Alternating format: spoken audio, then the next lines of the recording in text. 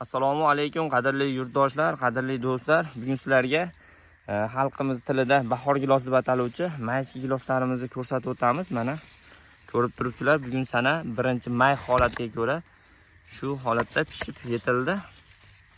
Hozirgi kunda narxi 70-80 ming so'm uzilyapti bog'lardan. Buni qaranglar, juda ham zo'r. Hosildorligi bo'yicha chempion giloslardan.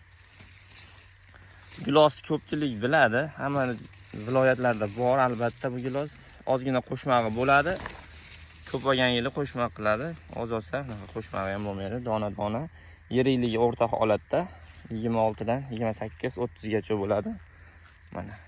Hosildorligi lekin juda ham zo'r. Quyib yuboradi. Changlatuvchi unaqa narsa kerak emas bunga. Bu o'zini o'zi changlataveradi. Mana. Olgan hosilini qaranglar. Uni ko'chatlari kuz mavsumiga albatta bizda tayyor holatda bemalol zakaz beraveramiz. Hozirgi vaqtda shu ertaki narsalar yaxshi pul bo'lyapti. Mana. Bir xil joylarda ham buni qush ham yeb yuboradi. Buni qush yebdi.